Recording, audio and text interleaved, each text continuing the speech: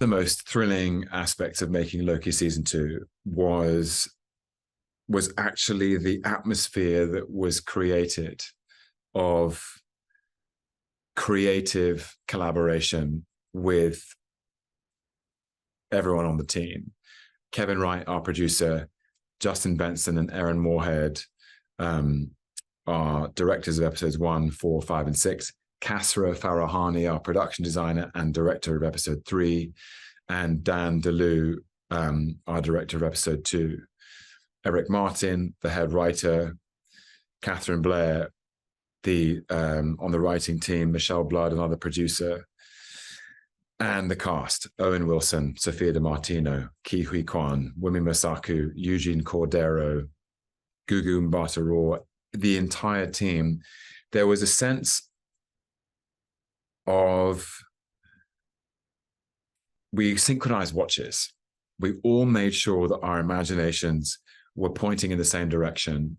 And from start to finish, there was never a day where somebody didn't have a great idea. And the idea could come from anyone. And that's why I want to just salute and just pay my respects to this extraordinary team, to the Loki family, because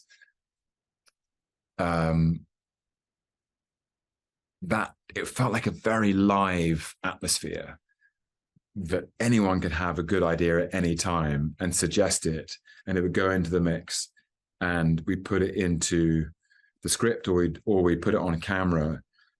And that sense of liveness, that sense of a set that felt very alive, very receptive to new ideas, is what you want in any creative process. You never want it to feel like it's set, it's planned, and then you just execute the plan, because actually the camera is interested in life.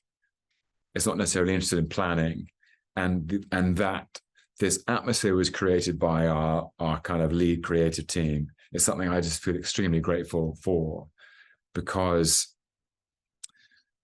I think it's created a real cohesion to the vision of the show. I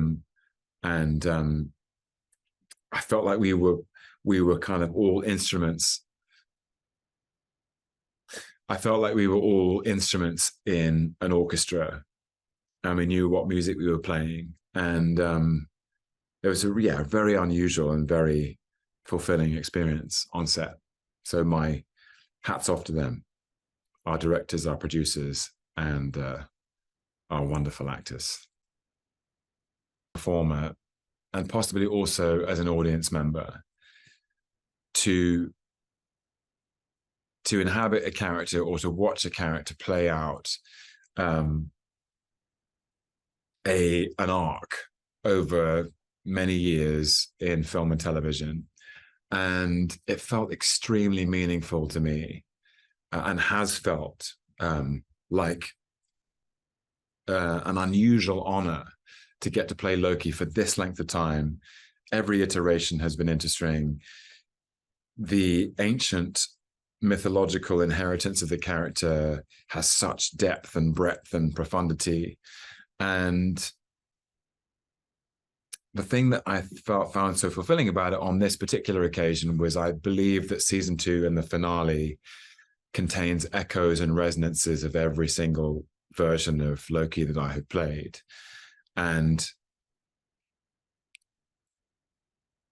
he's introduced in the first Thor movie, directed by Kenneth Branagh and written by Don Payne, as a young prince, a younger brother who is wrestling with his sense of belonging, his sense of identity, and his place in the world, his purpose, if you will. He's brokenhearted, and that heart hardens into something vengeful and angry. And then in Avengers, he comes down to earth and he says to Nick Fury, played by Samuel L. Jackson, "I am Loki of Asgard, and I am burdened with glorious purpose." And that purpose is arrogant and hubristic and entitled. And across 6 films, you realize that there was no glory. It was inglorious. It all came to nothing. It was a fallacy. It had no meaning, and ends in sacrifice. And in the first episode of season 1 of the show, Mobius reveals to Loki how meaningless and baseless that entitlement to glorious purpose was. But his connection with Mobius and his connection with Sylvie gives him a second chance to rethink and redefine his sense of purpose. And then you find the character at the end of the story still engaged with ideas of belonging, still engaged with a sense of identity and a sense of purpose. But those are infused with a new kind of humility, and the broken soul from that first Thor movie has gone on such a journey in his lived experience and in his heart that he's able to heal aspects or fragments of that broken soul and redefine it for himself. And I hope that redemption is meaningful for the audience. It certainly felt meaningful for me. Loki in season 2 is confronted immediately by problems, by anxiety, by crisis. At the end of season 1, Sylvie kills He Who Remains. That was her mission. That he was a tyrannical force who was constricting free will and limiting life. And she knew she needed to remove him so that free will could thrive, that she could have a life. But what it's done is it has unleashed chaos in time.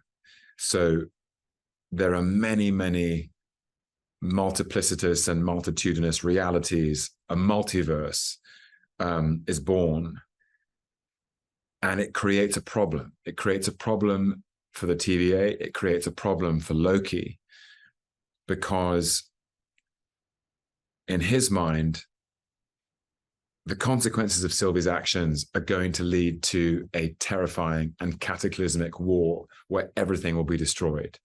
So he's got this extraordinary interior propulsion to solve the problem, to stop the war from coming, to find Sylvie, to make it right. He's also finds himself displaced in time. So he's lost his anchor in time, and he's time slipping. So he's moving from past, present, and future, and between these different time zones, but in the same place. And so he's just extremely stressed, basically. And he has to chase down solutions to these problems, but he's also on the way trying to make things right.